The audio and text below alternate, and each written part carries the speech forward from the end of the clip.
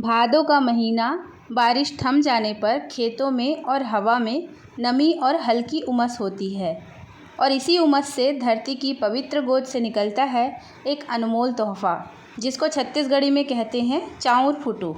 छत्तीसगढ़ का देसी मशरूम, इसे पहचानना आसान है। हल्की चिकनाई लिए सुंदर सा हल्के रंग का मशरूम। वैसे तो बारिश में बहुत से मशरूम निकलते हैं, किंतु कई मशरूम जो जंगली होते हैं वे जहरीले भी हो सकते हैं खाने में। इसका ध्यान रखना होता है और गांव के लोग भली भांति इसकी पहचान कर लेते हैं और इनको चुनकर निकालना भी एक कला है जिसमें वे पारंगत हुआ करते हैं।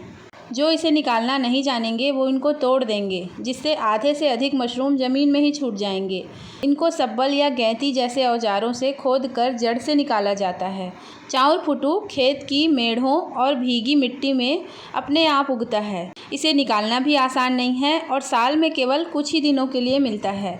यही कठिनाई इसे और भी विशेष बनाती है।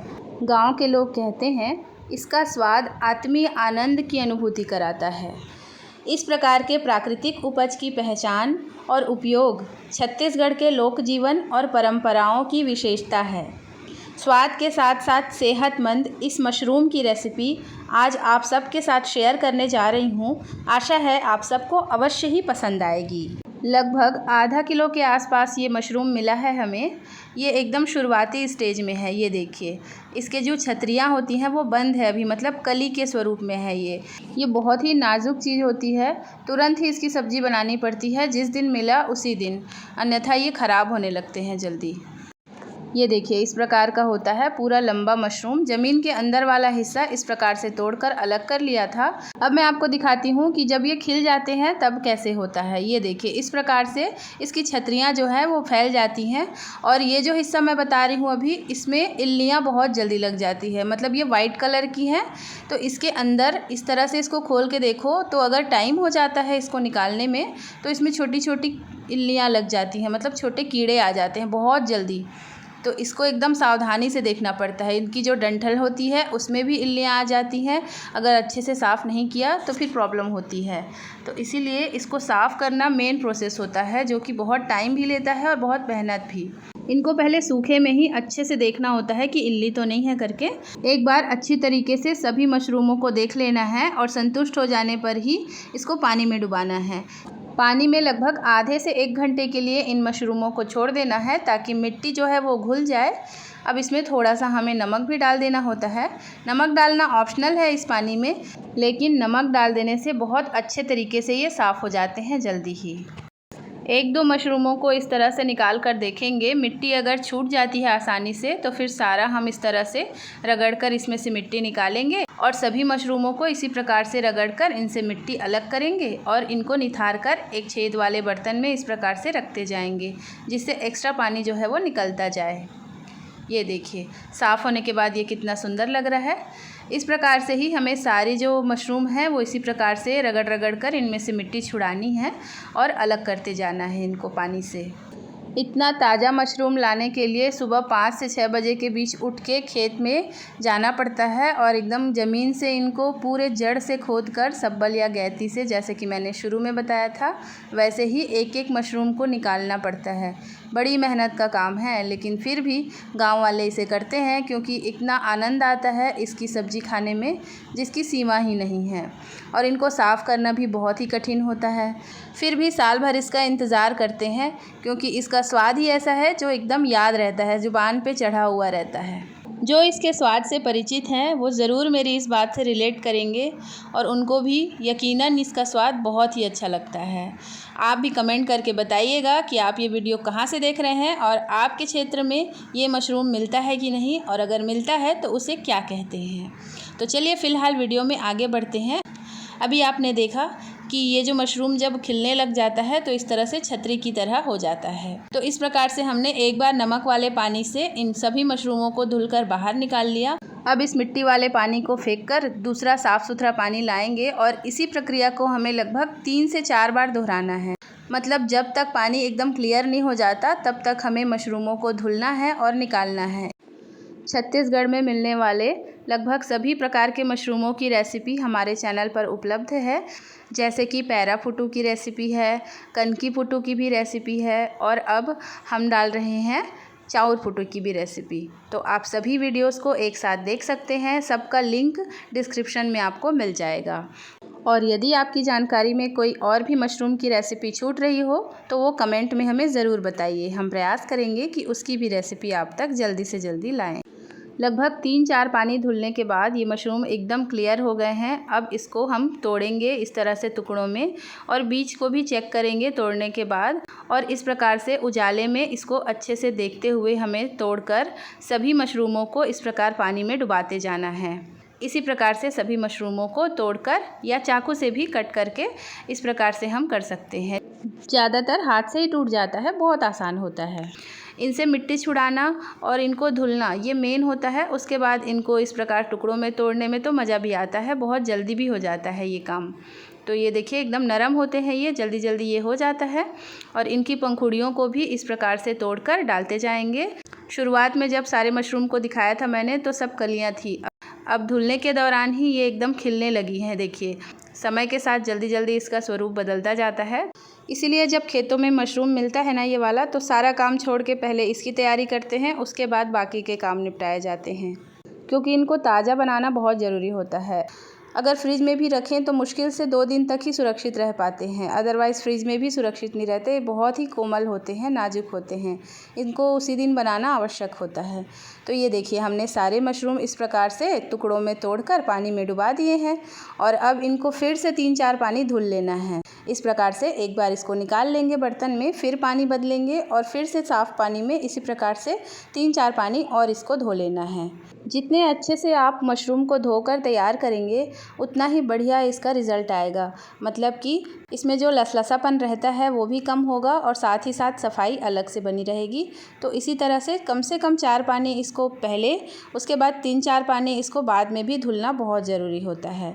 अब लास्ट हमने धोकर इसको निकाल लिया है और इस प्रकार से एक बर्तन में निचोड़ कर रखते जाएंगे। एक्स्ट्रा पानी निथारने के लिए कम से कम 15-20 मिनट इसको समय देना है। फाइनली फुटू जो है बनाने के लिए तैयार हुआ है। अब बनाने के प्रोसेस में चलते हैं। इसके लिए सरसों का तेल गरम करेंगे, इसमें बहुत अच्छी सब्ज़ी बनती है। तेल अच्छे से गरम हो जाए इसके बाद इसमें डालेंगे हरी मिर्ची, सरसों और जीरा।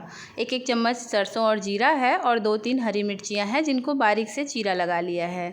इनको थोड़ी देर तड़कने देंगे। इसके बाद इसमें लंबा कटा हुआ प्याज डाल देंगे। कई बार मार्केट से छोटे प्याज अगर मिले और उसको छीलने काटने में मुसीबत लगे तो एक छोटी सी टिप है जो शायद आपके काम आए, इसलिए बताते चलती हूँ। छोटे छोटे प्याज़ों को क्या करें, पानी में डुबाकर रख दें 10-15 मिनट के लिए, एकदम आसानी से इसके छिलके उतर जाते हैं। आप में से काफ़ी सारे लोगों को ये पता भी होगा, फिर भी जिनको नहीं पता उनके तो काम आ ही सकता है। और अगर जल्दी हो तो हल्के गुनगुने पानी में डुबा दें तो और आसानी से काम हो जाएगा। इसके बाद इसको इस तरह से बारीक बारीक कट कर लें। इसी प्रकार से मैंने सारे प्याज जो है काट कर तैयार किए थे। तो अब इन प्याज़ों को हमने डाल दिया है तड़के में और इनको मिलाकर थोड़ी देर हमें पका लेना है। तेज़ आंच पर इनको भूनेंगे ताकि प्याज जो है जल्दी से पक जाए। थोड़ी देर भूनकर इसमें डालेंगे अदरक और लहसुन कद्दूकस करके और इसको भी इस तड़के में अच्छे से मिलाएंगे और थोड़ी देर और पका लेंगे। इस तड़के में से बहुत अच्छी खुशबू आने लगेगी। इसके बाद जब इसमें बढ़िया खुशबू आने लगे और कलर भी थोड़ा चेंज हो जाए तब इसमें हम तैयार किया हुआ मशरूम डालेंगे और उसके बाद अच्छे से सभी को मिलाएंगे और तेज़ आंच पर ढककर इनको लगभग 10 मिनट के लिए पकने देंगे। बीच बीच में चला लेंगे एक आध बार ताकि नीचे से चिपक ना जाए, क्योंकि ये थोड़े लसलसे होते हैं इसलिए इनमें तेल थोड़ा ज़्यादा लगता है पकाते समय, लेकिन वो तेल बाद में कम हो जाता है। जब सब्ज़ी अच्छे से पक जाती है तब तेल जो है छोड़ने लग जाती है सब्ज़ी।